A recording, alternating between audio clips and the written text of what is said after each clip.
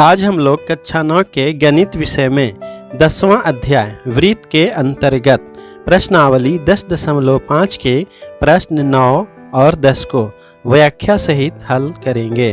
प्रिय विद्यार्थी अज़ीज़ी तालिब इल्म, इस YouTube चैनल इसके ऑनलाइन स्टडी टाइम में आप सभी का स्वागत व खैर मकदम है। वीडियो ज्ञानवर्धक लगे तो लाइक और शेयर जरूर करें। यदि अभी तक इस चैनल को सब्सक्राइब नहीं किए हैं तो कृपया सब्सक्राइब कर लें। तो अब हम लोग बिना देर किए पढ़ना लिखना शुरू करते हैं। प्रश्नावली 10.5 का प्रश्न संख्या 9। दो वृत्त दो बिंदुओं B और C पर प्रतिच्छेद करते हैं। B से जाने वाले दो रेखाखंड ABD और PBQ वृत्तों को AD और PQ पर क्रमशः प्रतिच्छेद करते हुए खींचे गए हैं। देखिए आकृति 10.40। सिद्ध कीजिए कि कोण ACP बराबर कोण QCD है।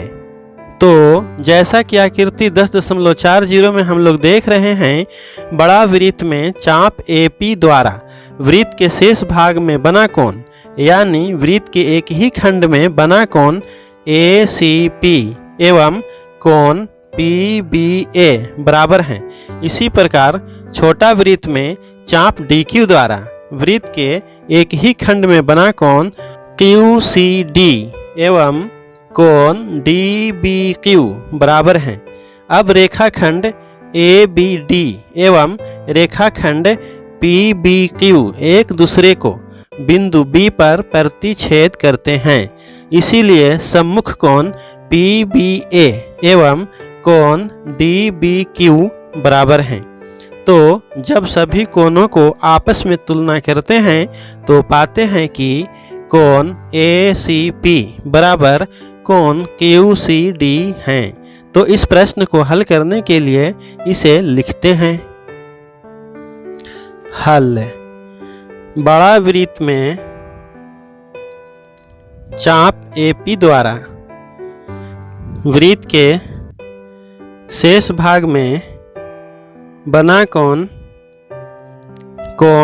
ACP बराबर कोण PBA है।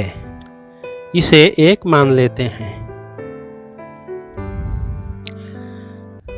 इसी प्रकार छोटा वृत्त में चाप DQ द्वारा वृत्त के एक ही खंड में बना कोण QCD बराबर कोण DBQ है। इसे दो मान लेते हैं। रेखाखंड ABD एवं रेखाखंड PBQ के प्रतिच्छेद बिंदु B पर बना सम्मुख कोण PBA बराबर कोण DBQ है। इसे 3 मान लेते हैं। अब 1, 2 एवं 3 से कोण ACP बराबर कोण QCD प्राप्त हुआ। प्रूफ।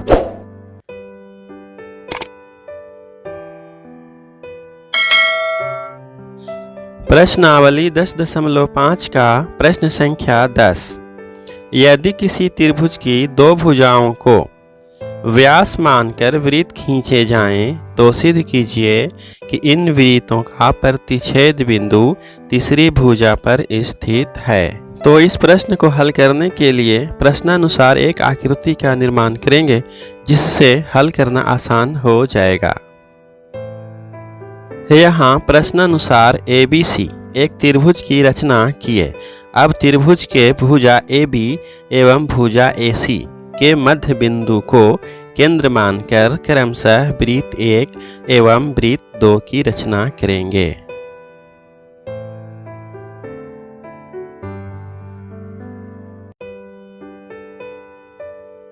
जैसा कि चित्र में देख पा रहे हैं, वृत्त 1 और वृत्त 2 दो बिंदु A एवं D पर प्रतिच्छेद करते हैं।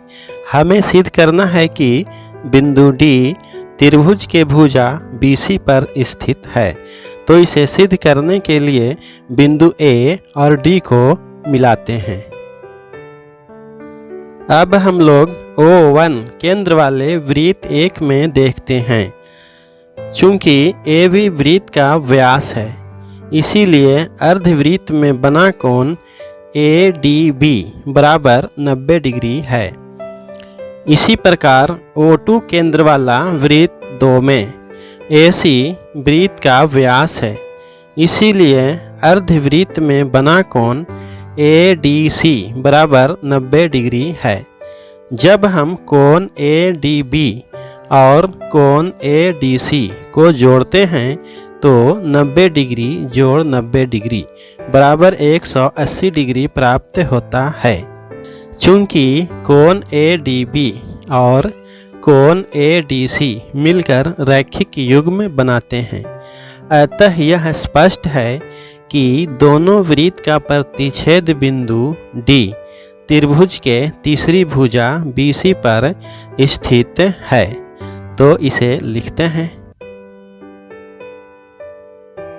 रचना। त्रिभुज ABC की रचना किए।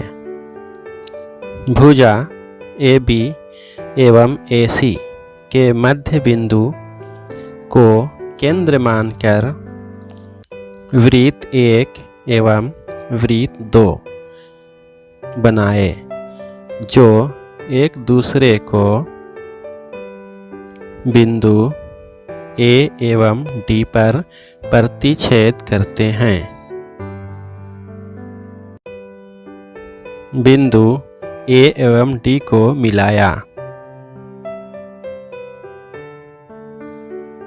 सिद्ध करना है कि बिंदु D भुजा BC पर स्थित है। प्रमाण। वृत्त 1 में AB वृत्त का व्यास है, इसीलिए कोण ADB बराबर 90 डिग्री अर्धवृत्त में बना कोण, इसे 1 मान लेते हैं। वृत्त 2 में AC वृत्त का व्यास है, इसीलिए कोण ADC बराबर 90 डिग्री अर्धवृत्त में बना कोण, इसे 2 मान लेते हैं। 1 एवं 2 को जोड़ने से कोण ADB जोड़ कोण ADC बराबर 90 डिग्री जोड़ 90 डिग्री बराबर 180 डिग्री। कोण ADB एवं कोण ADC रैखिक युग्म है, अतः बिंदु D त्रिभुज की तीसरी भुजा BC पर स्थित है। प्रूव्ड।